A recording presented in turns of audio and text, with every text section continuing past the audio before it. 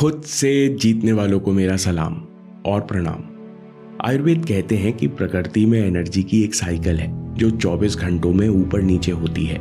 5 तत्वों का प्रभाव बदलता है, जिस कारण अलग अलग समय 3 प्रकार की एनर्जीज हावी होती हैं। आप इस साइकिल का उपयोग करोगे तो आपको फोकस और एनर्जी की कोई कमी नहीं होगी। मेमोरी बेहतर काम करेगी, आप ज्यादा अलर्ट रहोगे। नहीं तो आप दिन में बार बार थकान, फ्रस्ट्रेशन और नीरसता महसूस करते रहोगे। रूटीन से रिचुअल की ओर, यानी सारे एक्शंस अवेयरनेस के साथ।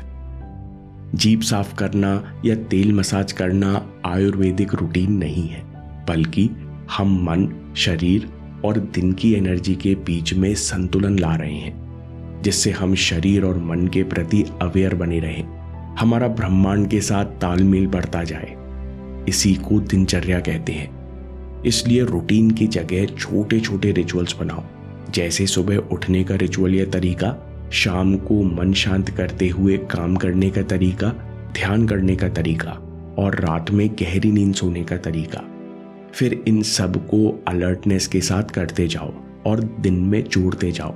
धीरे धीरे रूटीन अपने आप बन जाएगा। अब करते हैं पूरे दिन के रूटीन की बात, जिसकी शुरुआत होती है ब्रह्म मुहूर्त और वात ऊर्जा से। समय रात 2 से सुबह 6 बजे तक वात ऊर्जा के बढ़ने का समय है। वात यानी आकाश और हवा यानी मूवमेंट। इस समय बहुत धीरे धीरे वातावरण में और आपके अंदर हलचल बढ़ रही है, जिस कारण 3:30 से 4 के बीच स्वाभाविक रूप से नींद खुलती है। आयुर्वेद कहते हैं कि इस समय जागना हमारे शरीर और मन के लिए सर्वश्रेष्ठ है। शरीर में अपने आप ताजगी और ऊर्जा का संचार होता है। वात ऊर्जा के कारण हमारे शरीर के इंटरनल मूवमेंट्स, हृदय, ब्लड प्रेशर, डाइजेशन सब कुछ सही से काम करते हैं। पेट भी अच्छे से साफ होता है। मॉर्निंग रिचुअल में सबसे पहले सचेत हों। महसूस करें कि मुझे शरीर की सफाई करने का और स्वस्थ रखने का मौका मिल रहा है। अब 1 लीटर गुनगुना पानी पिएं, थोड़ा टहलें और फ्रेश होने जाएं। फ्रेश होने के बाद दांतों को ब्रश करें, साथ ही जीभ को साफ करें। इसके बाद मुंह में पानी भरकर आंखों में छींटे मारें। याद रहे, पानी ना तो बहुत गर्म होना चाहिए, ना ही बहुत ठंडा। ये सारी प्रक्रिया पूरी करके हम अभ्यंग करेंगे, यानी गर्म तेल से शरीर को रगड़कर केवल 7 से 10 मिनट तक मालिश करेंगे। वैसे तो हम ये हर दिन कर सकते हैं, लेकिन अगर आप बिजी हैं तो हफ्ते में 1 या 2 बार अभ्यंग जरूर करें। अभ्यंग करने से शरीर में लिम्फेटिक सिस्टम एक्टिवेट होता है, जिस कारण शरीर में व्हाइट ब्लड सेल्स बढ़ जाते हैं। ये गंदगी और इन्फेक्शंस को साफ करते हैं। इसके बाद वार्म अप के लिए 5 से 10 मिनट सूर्य नमस्कार कीजिए। आपका शरीर गर्म हो चुका है। इसके बाद फिर 10 से 15 मिनट के लिए योगासन, प्राणायाम या स्ट्रेचिंग भी कर सकते हैं। आखिर में नहा लें। आपकी प्रकृति चाहे जो भी हो, अपने सिर और बालों पर जितना हो सके उतने ठंडे पानी से धोएं। सुबह सुबह सीधे सर पर ठंडा पानी आपके नर्वस सिस्टम को रीसेट कर देता है और आपकी प्राण शक्ति को भी एक्टिवेट कर देता है। नहाने के बाद साफ और मौसम के अनुकूल आरामदायक कपड़े पहने। इसके बाद ध्यान। ब्रह्म मुहूर्त में ध्यान का विशेष महत्व है। इस समय वातावरण में ऊर्जा शांत होती है। दिमाग भी ज्यादा मात्रा में मेलाटोनिन बनाता है, जिस कारण मन आसानी से शांत होता है और क्लैरिटी मिलती है। इसलिए ये समय ध्यान के लिए श्रेष्ठ है। नोट करने वाली बात है कि वात ऊर्जा का बैलेंस बहुत डेलिकेट होता है और आसानी से बिगड़ जाता है। जिन लोगों में वात बिगड़ा होता है वो आंख खोलते ही विचारों का वेग रोक नहीं पाते। इन लोगों को खासकर इस समय अफर्मेशंस और गाइडेड मेडिटेशन करना चाहिए। हम जीतेंगे मेडिटेशन पर हमने कुछ प्लेलिस्ट बनाई है, आप इनका प्रयोग कर सकते हैं। अब ध्यान करने के बाद आपका मन शांत है, इसका पूरा फायदा उठाइए। Set intention. सबसे पहले लॉन्ग टर्म गोल देखो, जिसके लिए आप अपने जीवन में प्रयत्नशील हो, जो आप इस जीवन में हर कीमत पर पाना चाहते हो। फिर आज क्या काम करना है वो लिखो या इस लिस्ट को देखो। इसके बाद दिन का इंटेंशन सेट करो कि जो भी होगा मैं हर चीज को सकारात्मक दृष्टिकोण से ही देखूंगा। मैं मन और विचारों के प्रति अलर्ट रहूंगा और अलर्ट रहकर ही सारे काम करूंगा। इसके बाद यदि आप स्टूडेंट हैं तो पिछले दिन के नोट्स रिवाइज करें। अभी हमने माइंड प्रोग्राम किया है और सुबह की ताजगी के कारण मेमोरी अच्छा काम करती है। अब समय है सुबह 6 बजे से सुबह 10 बजे, यानी कफ ऊर्जा का। कफ ऊर्जा शरीर को स्थिरता और संतुलन देती है। बिगड़ जाए तो भारीपन और आलस पैदा करती है। इसलिए अगर हम सुबह 6 बजे के बाद सोते रह जाएं तो हमें जागने में दिक्कत आती है। कफ ऊर्जा बिगड़ने के कारण दिन भर आलस परेशान करता है।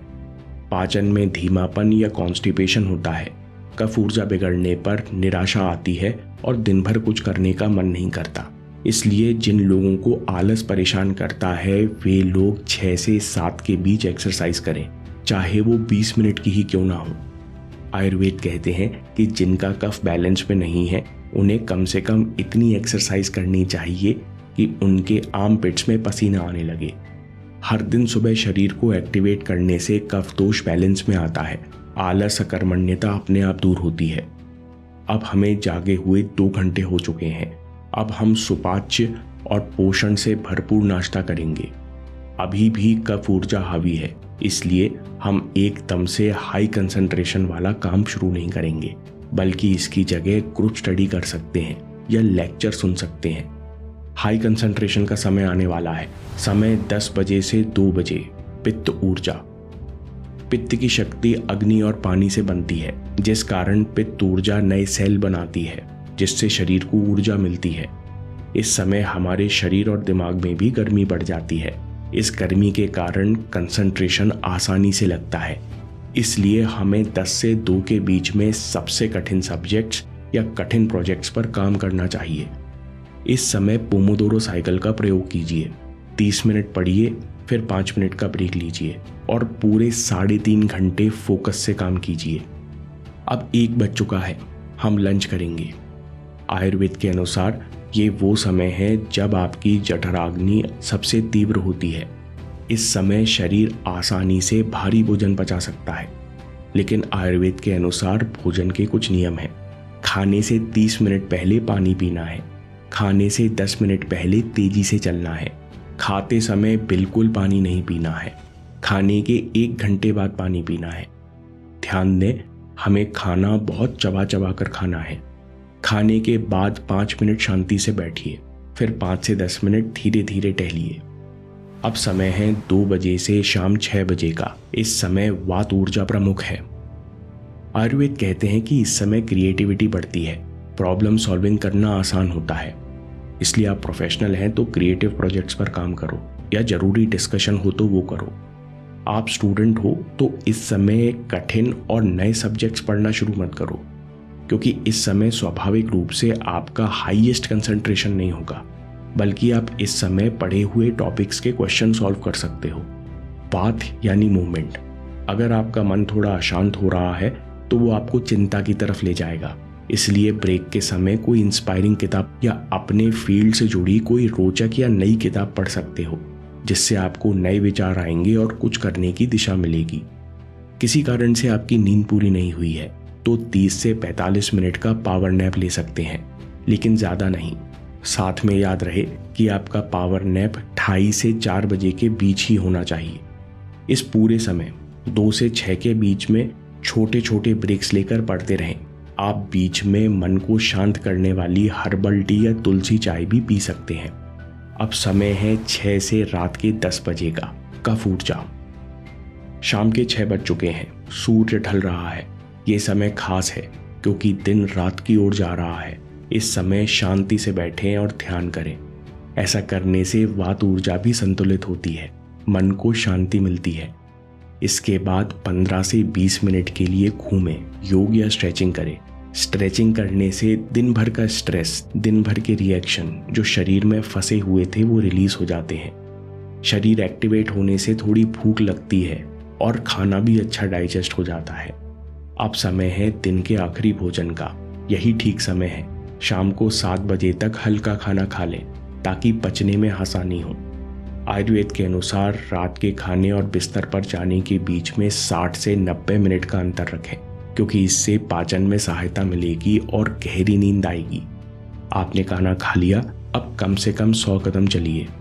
ये समय है कुछ सरल, छोटे और माइंडफुल काम करने का। इस समय आप रिसर्च करने वाले काम या नोट्स बना सकते हो, परिवार के साथ भी समय बिता सकते हो। अब सोने का समय करीब है, अब सोने की तैयारी शुरू करें। इस समय मन को शांत करने वाले आरामदायक ढीले कपड़े पहनिए।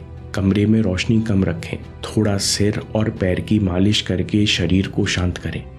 नाइट जर्नल में अपने दिन को रिव्यू करें, साथ में ग्रेटिट्यूड प्रैक्टिस करें। आप मन को शांत करने वाली किताब भी पढ़ सकते हैं। 10 बजे तक हम सो जाएंगे। समय रात 10 से 2 बजे। पित्त ऊर्जा। आयुर्वेद कहते हैं कि इस समय पित्त ऊर्जा सक्रिय होने पर शरीर की मरम्मत शुरू होती है। पुरानी कोशिकाएं खत्म होती हैं, नए सेल्स बनते हैं। इस समय आप सोते हैं, लेकिन आपका शरीर अंदर से पूरी तरह एक्टिवेट है और खुद को रिपेयर कर रहा है। ये पूरा काम 10 से 2 के बीच में होता है। आप लेट सोते हैं तो आप ये खास समय गंवा रहे हैं जब शरीर खुद को रिपेयर करता है। इसका मतलब आपका शरीर जल्दी जल्दी बूढ़ा होगा और बढ़ी हुई पित्त ऊर्जा के कारण आपको रात में भूख लगेगी। इसलिए देर रात जागने वाले लोगों को मिडनाइट स्नैकिंग की आदत लग जाती है। इसलिए 10 बजे के बाद जल्द से जल्द सोने का नियम बनाइए। इसका दूसरा फायदा ये है कि आपकी 3:30 से 4 के बीच में अपने आप नींद खुल जाएगी। समरी। आयुर्वेदिक दिनचर्या का मतलब है कि हम बिना रेजिस्टेंस के पूरे दिन फ्लो में बहना चाहते हैं, जिससे मन और शरीर न केवल अपने चरम पर काम करते हैं बल्कि अपने आप को हील और स्वस्थ भी करते हैं। रूटीन से रिचुअल की ओर। अलग अलग समय वात, पित्त या कफ ऊर्जा हावी होती है। इनको बैलेंस करते हुए, इनका उपयोग करते हुए छोटे छोटे रिचुअल्स बनाओ और दिनचर्या में तोड़ो। हर दिन इंटेंशन सेट करो। खुद से कहो कि मैं मन और शरीर के प्रति सचेत रहते हुए पूरी अलर्टनेस के साथ सारे काम करता हूँ। दोस्तों, पूरा रूटीन समराइज करना संभव नहीं है क्योंकि हर एक पॉइंट इंपॉर्टेंट है। आप इस टाइम स्टैम्प से दोबारा रूटीन देख सकते हैं और जो रिचुअल आपको पसंद आए उसके ज़रूरी पॉइंट्स नोट कर सकते हैं। दोस्तों, आपको ये वीडियो पसंद आया तो लॉ ऑफ अजम्पशन पर वीडियो ज़रूर देखिए। नेविल गॉडार्ड बताते हैं कि जो आप पाना चाहते हैं उसके लिए आपको कैसे सोचना चाहिए। इस वीडियो को ज़रूर देखिए या बात के लिए सेव कर लीजिए, क्योंकि आपके समय से कोई वीडियो, कोई ऐप, कोई न्यूज़ कीमती नहीं है। मैं काम के किस्से लाता रहूँगा। हिम्मत, हरकत, होशियारी। हम जीतेंगे।